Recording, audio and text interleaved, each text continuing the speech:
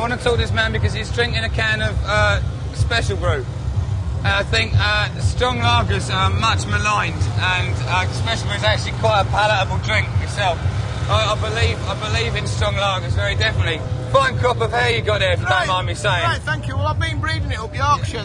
We do a special strain up there of hair, and it rushes everywhere. You've got to be careful. Have you not? Can you really hold on to the hair like this, you think? Well, I'm all right down here, but have you not had problems with entire flocks of hair being wiped out because I brought them out? We've had some big problems. With special brew, I mean, what's the point in not drinking 9% lager, really? Well, that's what I mean.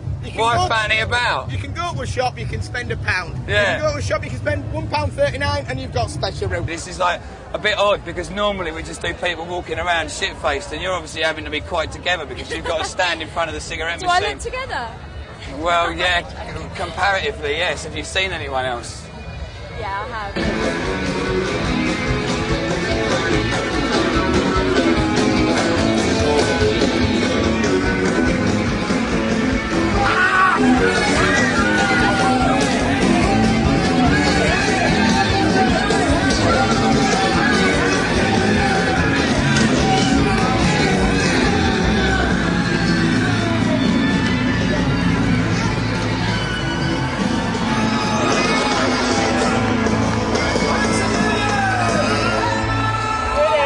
Do you actually enjoy talking to mad people? Because you must get a lot of mad people come and talk to you. Yeah,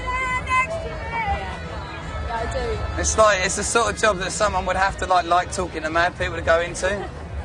I just love people watching. So you talk to strangers on the tube? Do I? Yeah. I'm one of those really annoying people that will spark conversation. You will? No, that's not annoying. Why don't more people do it? Why don't more people do it? The thing is, you've got it easy, you see. People look at you and think she's probably not a weirdo. It's worth talking to her. No, if I spark up a conversation with someone, they think he's going to try and inject me with drugs later on if I get friendly with him. People look at me and think, oh, she's about to be pretentious, or she's about to be this, or she's about to be that, so I don't even bother talking. Ah! Shit. Did you get that? Did you get that? Excuse me, Mr. Iced Tea vending machine, Mrs. All right, then go on then. Do you mind being filmed while you're pouring your iced tea? Do you enjoy your job? Do you enjoy your job? Yeah, it's been a good day. I bet you'd rather be doing this job than being one of the cigarette girls. What do you reckon? I haven't seen them. You haven't seen them? They're just... handing out cigarettes. No, they're not even handing out cigarettes. They're selling cigarettes, but they're just standing by the machines and no one comes to the machines. Like one person every half hour comes to the machines and they're just standing there. I know, actually you just saw a guy doing it.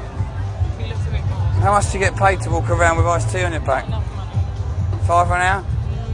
Something like that. Yeah, because she gets paid £9 an hour for standing in front of the cigarette machine, see? She doesn't have to carry a weight on her back, but at least you get to meet people and she doesn't really. Yeah. This is quite today. And you're not selling death either.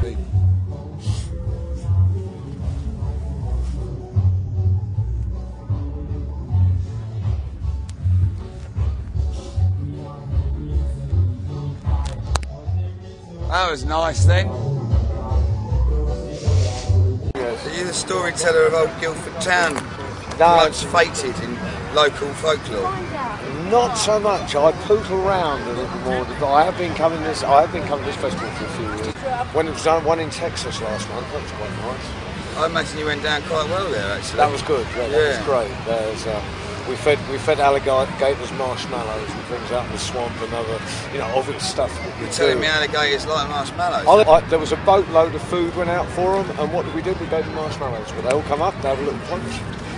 What do you mean there was a boatload of food that went out? Well, I mean there was a boatload of humans, and what they do, they so like basic bit of, if you're going to carry a first aid kit around with you because you're a bit scared about getting injured and stuff, always keep some marshmallows in case you get attacked by crocodiles. Marshmallows for any carnivorous animal. I mean, let's face it. Lob the marshmallows and run the other way. Lobs of the marshmallows. What you need is an emergency marshmallow release valve on your trousers, isn't it? So Absolutely. when the crocodile snaps that is what I'm missing. I knew there was something missing. And then the marshmallow, then he goes, fuck you, man, I'm having marshmallows. Absolutely. Can I ask you a question in front of a camera? Yeah, of course you can. Have you found a Marlborough man to be useful and, like, what's the word, assisting?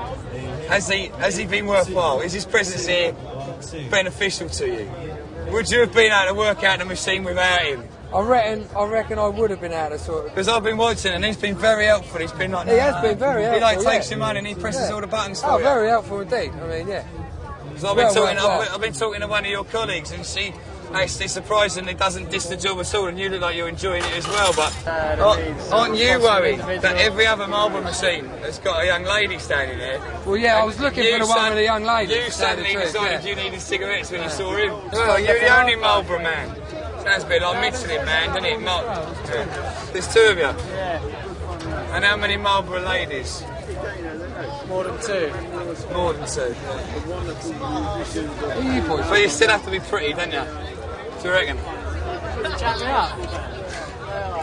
No, don't get me wrong. I can still tell when a man's pretty without actually wanting to do things with him. Is it on reds, mate? No, you're still doing it. Look, you pressed loads of buttons before we even got here and he's already won £6. Yeah. £6 and a packet of fags. He's putting all your money back in, he's buying himself a packet. Cheap fucker, isn't it?